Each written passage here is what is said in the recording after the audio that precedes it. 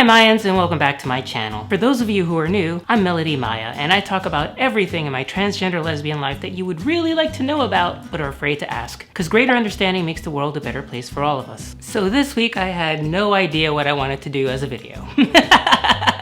And that occasionally happens, which is why when inspiration does strike, I jot them down in my notepad. And I went through my entire list until I got to the very last topic at the bottom, where I wrote post-op pros and cons. Sometimes I need to be a little more descriptive in my notes, but luckily I'd also taken the time to jot down some actual pros and cons, and I added to them today. Now, at the very top of the cons list is that peeing is much messier. After surgery, of course, your urethra is truncated off. I was trying to find a smooth way of saying that and I couldn't think of one. And as a friend once told me before I had my surgery, it's like they cut out the middleman. But along with that is the loss of the ability to aim. And even more than that, the ability to kind of direct things in a nice, neat stream. And very often there's like slight variations in your urethra so that it kind of points maybe a little bit more to the right or left. So when you do pee, it just kind of goes everywhere. And sometimes it like runs down your ass cheek.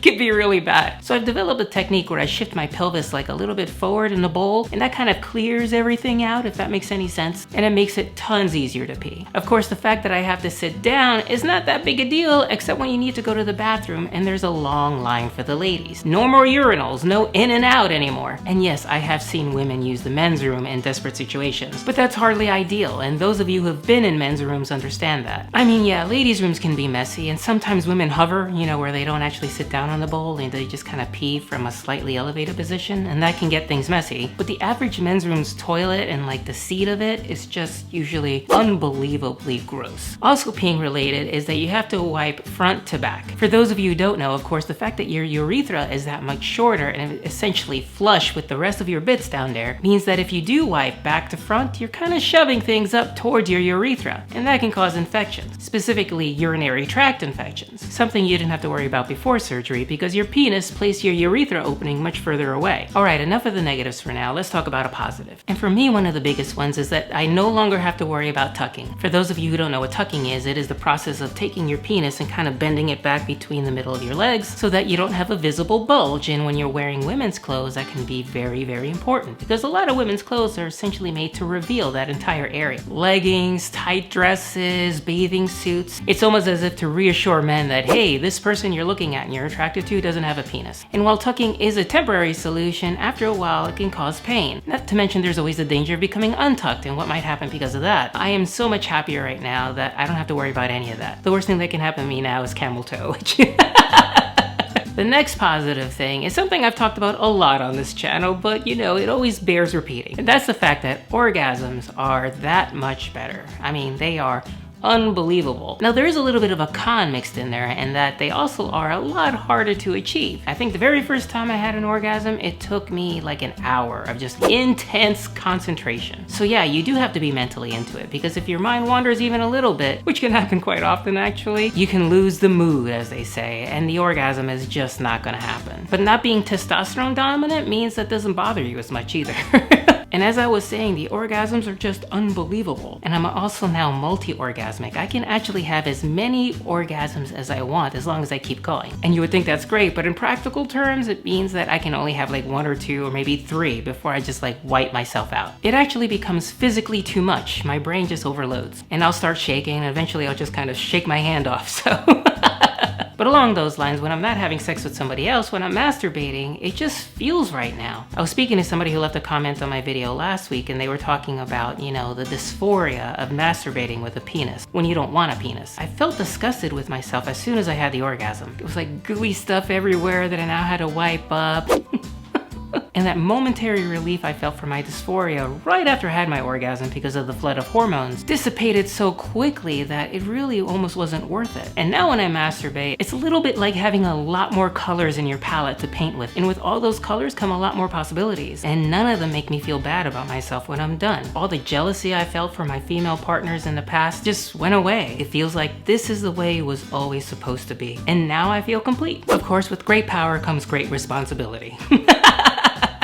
And that means there's a lot more care and maintenance of your vagina. You have to be very careful, as I said, with wiping, but not only that, just anything you put close to that area, whether it's soap or somebody else, you gotta make sure that it is clean, clean, clean. And of course, even as transgender women, we need to get her checked out once in a while, so do that with your doctor. Because having a recessed, dark, and damp opening in your body means a much, much greater chance of somehow doing something to it, which will cause an infection. And not only that, one that doesn't quite clean itself as well as a cisgender woman's vagina means you're much more prone to getting her sick, and you don't want her to be sick, because if she's unhappy, you're going to be very unhappy. Something else I no longer really worry about anymore is going into women's only spaces. Like when I first got my job at Disney way back in the beginning of my transition, they assigned me the women's only locker room. And of course back then I hadn't had my bottom surgery yet, so that meant that every time I had to change my costume bottoms, I'd have to walk into a toilet stall because they didn't have any changing rooms. And that wasn't the greatest situation because you would walk in there and you weren't quite sure what was on the floor or what had been on the floor before you, so I didn't want my clothes to touch anything, and that ended up being a little bit of an acrobatic act. It was a big deal the day I walked in there after my surgery and I realized I could just change out in the open with everybody else. And of course that extends to every other women's space, including bathrooms and changing rooms and all the rest. I just don't have that overhead anymore of worrying about what would happen if somebody were to see me. And that is an amazing load off my mind, and something that I hope that all of you who want to experience that can. Now another con, and it isn't that big a deal, is the fact that we don't lubricate all that well, or at least that easily. One of the biggest discoveries with my last girlfriend is the fact that I actually do lubricate significantly, but it takes me a long time to warm up, and you really have to pay a lot of attention to her. But even so, lubrication is pretty much a must with me when I have sex, and that really isn't that big a deal. A lot of women are like that. And I finally know the answer to the one mystery that all transgender women think about, but you know, we don't talk about that often. And that is what it feels like to have nothing there, or to be flat there. Of course, none of that is actually true. You do have something there, but, you know, the absence of a penis. To wear form-fitting clothes that touch that area, or to have somebody touch that area. And as you imagine, very quickly you get used to it and you don't really notice it on a day-to-day basis. But if I stop and think about it and think to myself, okay, what did it used to feel like before and what does it feel like now? You do notice the difference.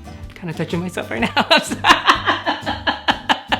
Sorry, sometimes things get caught up in there. And I wish I could explain it to those of you who really want to know what that feels like. It's kind of like when you touch yourself right now to the areas to the left and right of your penis. The skin there, it's a little bit like that, but more complete. I don't know if that makes any sense. And of course, another difference being that your sexual organs are now protected by that skin area. And the last pro I'm going to talk about is the overwhelming sense of peace I have after my surgery. It's not just the fact that my dysphoria has been greatly reduced. It's also the fact that your body now feels like it belongs to you. Like the whole thing is now you. That one thing that was in the way, the very last thing, is no longer a concern, and that just makes me feel more in possession of my body. And very fortunate that I had the resources and privilege to be able to have the surgery. And my greatest wish is that for all of you out there who really want it as well, that you're able to get it. Because I know what it feels like to be on the other side. So that's where I'm going to end this week's video. I'm not quite sure yet if there's going to be a video next week, because it is my 30th high school reunion. And I would vlog that, but none of you seem to like my vlogs. I get the lowest views of anything I make, which is sad because they're the things I have the most fun making. If you have any other questions about the surgery, or if you have any other pros and cons about what it's like to own a vagina, please also put them in the comments. As always, my social media links are down below, and if you have a dime to spare, please consider supporting what I do by giving to my Patreon. And on that note, please like this video by giving it a thumbs up, please share this video, and please subscribe, and see you around the interwebs.